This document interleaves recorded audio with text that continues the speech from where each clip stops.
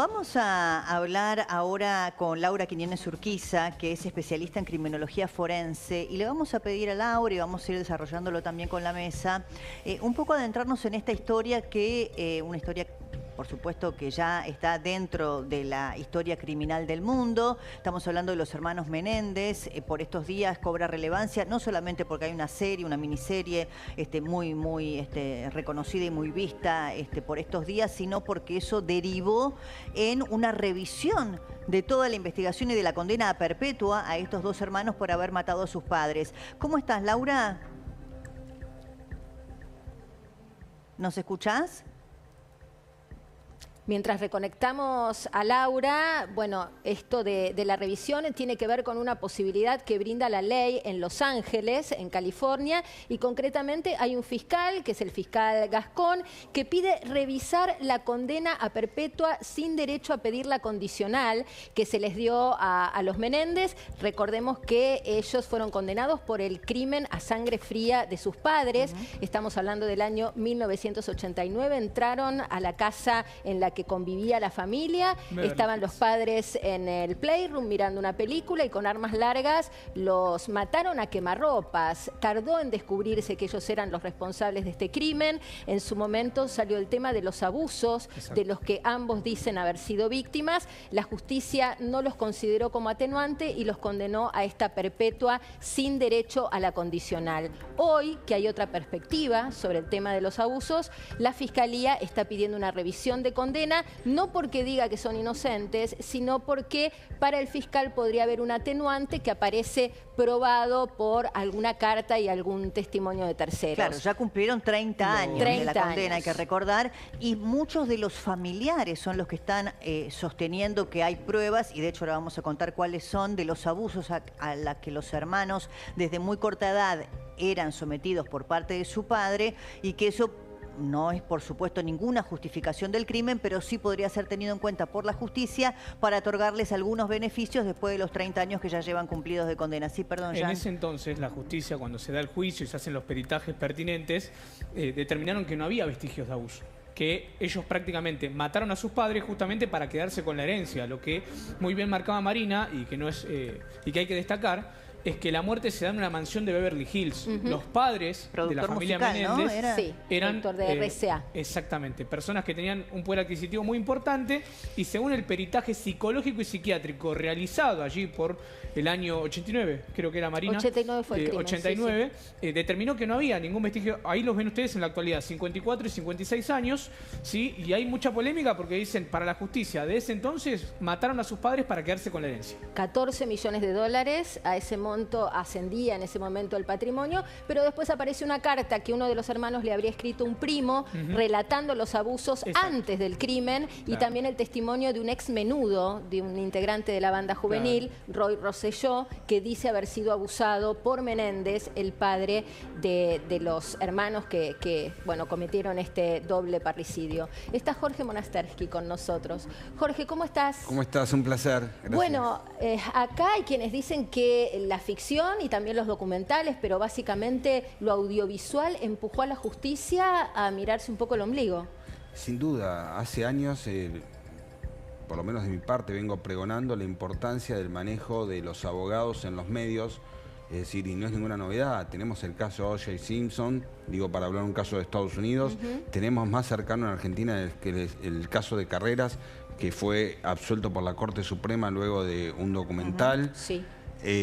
Tenemos varios casos, y después a lo cotidiano, donde son acusadas las personas de determinado delito, y muchas veces los jueces, hay que entender una cosa: tienen familia, están casados, tienen hijos, tienen presiones. Tienen que salir a la calle, a tomar un café, al club, ¿no? Entonces, eso es uno de los puntos centrales. Y el otro punto que hay que tener en cuenta, la perspectiva que había sobre el ideal de familia y las cosas que pasaban hace 30 años no son las de hoy.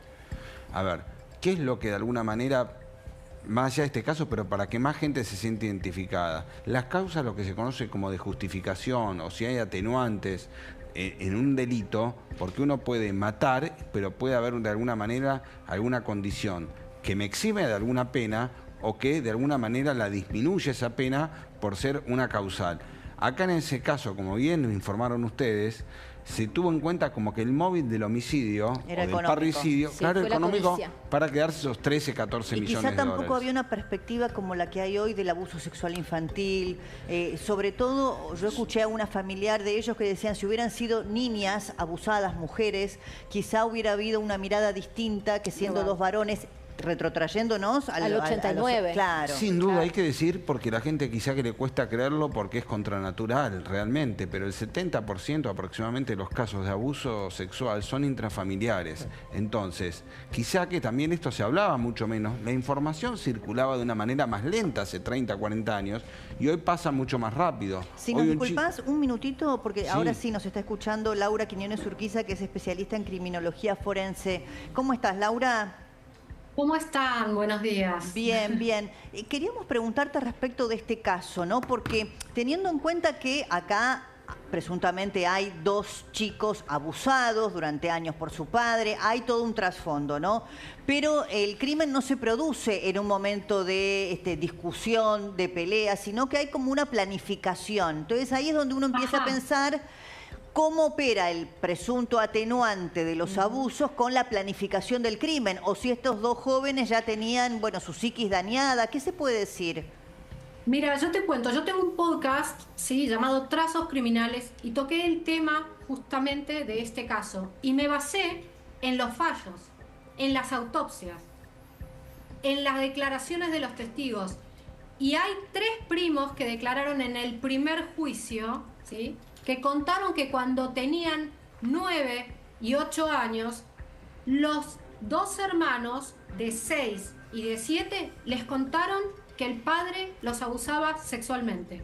Digamos, Liam y Eric. Lo contaron por separado a distintos primos. En total eran 3 primos que fue lo mismo. Una de ellas, Diane, que también era una nena, agarró y se lo dijo a la madre, a Kitty. Y vio ella declara en el primer juicio que vio cómo la madre lo agarró de los pelos y lo subió por las escaleras al hijo y lo dejó encerrado en el cuarto. Defendiendo al marido Al marido. presuntamente abusador.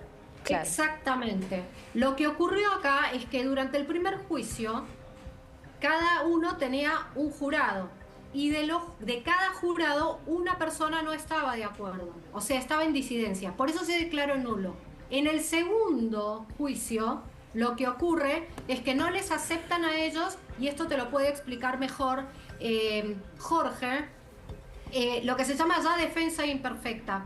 Es decir, que vos sentís un peligro inminente y te vas a defender, pero en una forma, digamos, equivocada. Digamos, no hay malicia a la hora de matar, porque te estás defendiendo de algo que vos percibís que te está por ocurrir. ¿Se entiende esto? Sí, no sí. se lo aceptaron, como tampoco aceptaron a esos 3 primeros testigos. O sea, a los primos no los aceptaron, tampoco aceptaron que hable la tía, la hermana de él. Lo cuenta incluso después en un documental que yo lo vi posteriormente de haber hecho el podcast. Cuenta cómo el padre lo sostenía al más grande, a Liam, digamos, a una barra, ¿sí? 2 años tenía agarrado a una barra y lo suspendía en el aire. Y ella le decía, pero le vas a romper los brazos, te los vas a dislocar. Y hay gente que veía todas esas cosas. ¿Se entiende? O sea, Sí, no es que... se lo trasladamos acá a se Jorge, si inventó- te parece, Laura, porque incluso en los argumentos que da el fiscal Gascón para pedir la revisión, él dice, lo voy a parafrasear, ojo, son 2 asesinos y resolvieron mal el trauma, aún coincidiendo en que fue un trauma tremendo, como lo es el abuso y el maltrato infantil, pero hay instancias de resolución que acá no funcionaron, tenían 24 y 26 años en ese momento, hubieran tenido otros caminos, con lo cual cabe la condena. Quizá cabe 18 también... y 21 años, perdón que te corrija, Ok, 18 y 21 ok, años. ok, 18 y 21. Te lo traslado, Claro. Jorge, porque es como que uno se va de un extremo al otro. Entonces, si fueron abusados, ¿son inocentes? Primero le mando un saludo a Laura. Está bien lo que dicen, que era lo que yo me quería de alguna manera poner foco antes. Hay causas en delitos que lo que hacen es considerar que la acción de uno fue de alguna manera un agravante o una situación para tener en cuenta para disminuir esa pena. Por ejemplo, para llevarlo en otro terreno, porque si no a la gente quizá que la cuestión técnica le cuesta mucho entenderla y yo quiero ser bien gráfico. Si alguien entra a mi casa y yo mato a alguien dentro de mi domicilio, yo cometí un homicidio. No es que no lo cometí. Lo que pasa es que la ley me ampara, me da el derecho a repeler una agresión ilegítima en una manera proporcional dentro de lo que es el ámbito donde yo vivo. Diferente u otra discusión tendría que ser si es en la vía pública. Entonces, estos chicos, obviamente, si sufrieron abuso sexual, si realmente tenían un tormento, si eran realmente disminuidos a situaciones que indeseadas, de alguna manera, tampoco evidentemente, porque hay una revisión de sentencias, no se le dio la oportunidad a que puedan ofrecer la prueba y que sea valorada, no para que sean de alguna manera eximidas de una pena, pero quizás para que no se tenga en cuenta una pena tan gravosa. Ellos le dieron perpetua, ¿no? Y habían pedido también la pena de muerte. ¿Qué pena pudo haber cabido si acá el crimen estaba enmarcado en esta situación? Bueno, habría que ver el caso. Porque ya cumplieron 30 años, a eso me refiero, quizá. Seguramente, obviamente, hoy es contrafáctico, digo, ¿en qué sentido? Quizá que si uno con la perspectiva que se tiene, y lo llevo a otro terreno, como cuando se habla de perspectiva de género o la perspectiva en el caso de los derechos del niño acá. Los derechos del niño, de explotación sexual infantil. Quizá que si se prueba que esos chicos venían siendo abusados hace 15 años, 10 años o 5 años, y esto no hubo una premeditación de matar a sus padres por un móvil económico, sino la simple subsistencia o evitar ser explotados sexualmente, podría haber tenido quizá que hasta una sentencia que haya conseguido directamente no tener una pena de prisión. Porque estos chicos, hay que ponerlos en primer lugar, eran víctimas, pero uno obviamente es muy difícil después de tantos años. Ahora, digamos, van por sacarles el agravante de no tener derecho a pedir la condicional, porque no lo tienen. Hoy no tienen derecho a pedir una libertad condicional. Podrían salir con una condicional. Y podrían salir en días. Por eso mismo, a veces la justicia lo que hace es como cuando pasan los juicios abreviados. Es decir, uno se expone, está con 3 años, por ejemplo, con una prisión preventiva. Y se expone un juicio oral donde tiene una pena expectativa de hasta 10 años. Firma uno de 4 años y medio y como ya cumplió 3, automáticamente sale en libertad.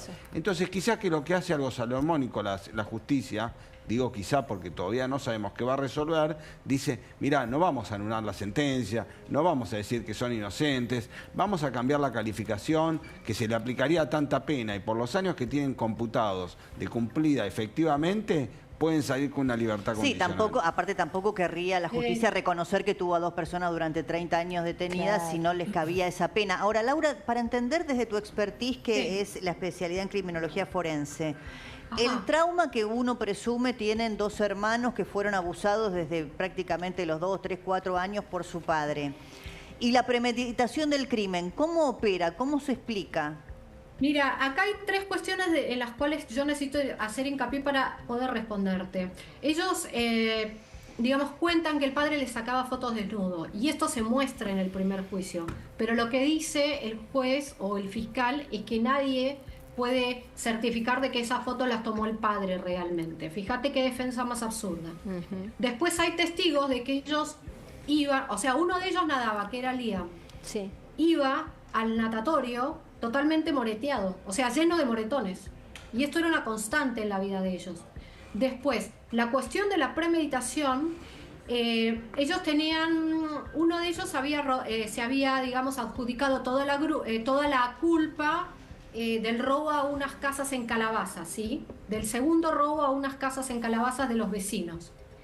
Con esto, este chico, digamos, entra a un programa de rehabilitación criminológica donde tiene un psicólogo, ¿sí?, que lo atiende, que era amigo de un abogado del padre.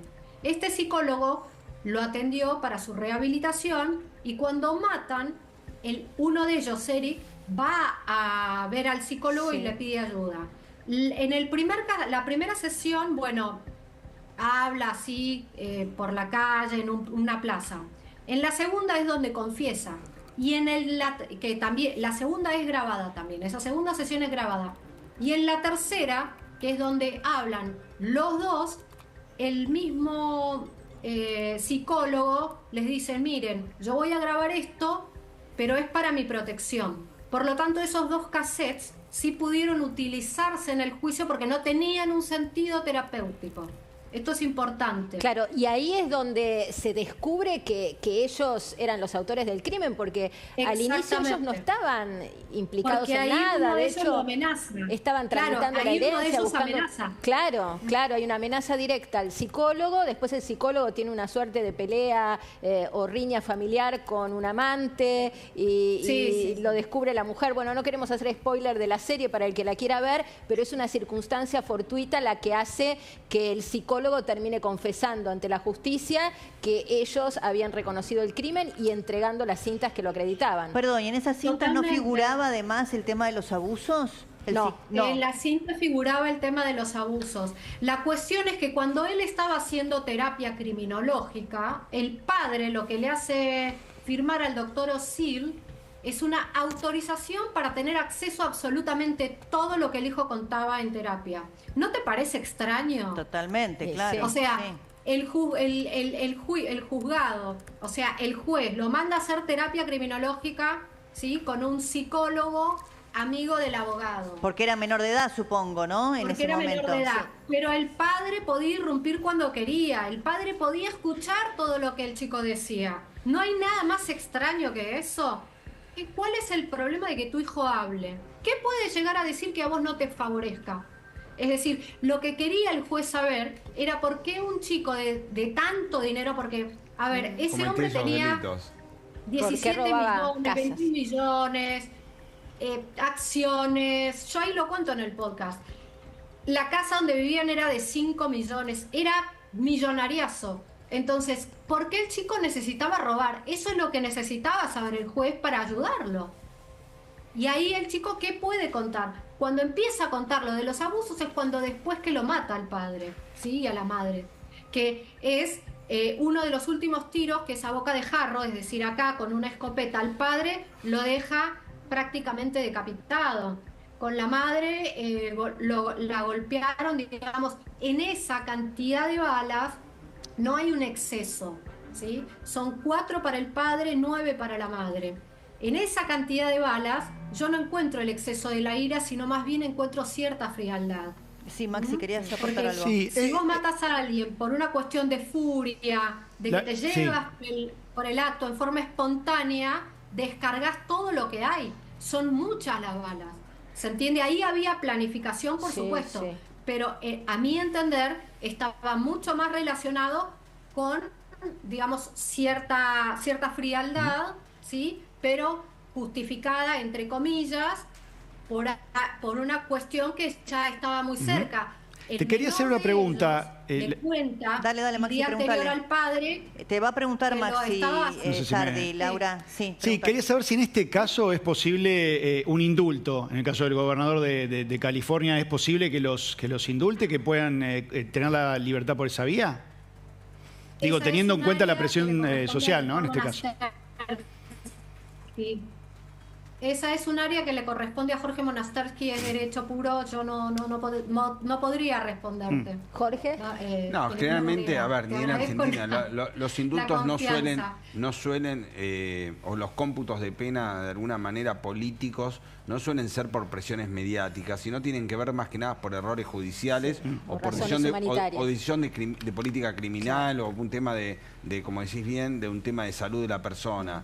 Yo creo que acá esto lo que sí demuestra que cuando estas son cuestiones que terminan mal porque seguramente hubo una falta de atención en un caso de violencia intrafamiliar. Claro. Es decir, hubo abusos, hubo excesos de parte de familiares o gente cercana, que eso Complicidades. generó un trauma que no fue canalizado de la manera adecuada. Correcto. Fue judicializado, hubo profesionales que intervinieron y de alguna manera, y me permito hacer quizá un paralelismo con el caso Lucio, por ejemplo. Claro, sí, psicólogos que Digo- lo atendieron, Claro, maestros, claro. profesores, familiares. Falló todo Sí. el esquema. Cuando todos los de alguna manera jugadores dentro de un esquema fallan o de alguna manera miran para otro lado, los resultados siempre son malos. Por eso acá siempre se necesitan los grupos interdisciplinarios y con controles cruzados. Gracias, Jorge. Un placer. Y Muchísimas gracias, Laura, a Laura también. Muchas gracias. Y uno se impacta con el poder de la multiplataforma, ¿no? Porque en Totalmente. definitiva esto, el fiscal está peleando la reelección y esto, bueno, todo tiene que ver con la presión mediática. Bueno, Club La Nación te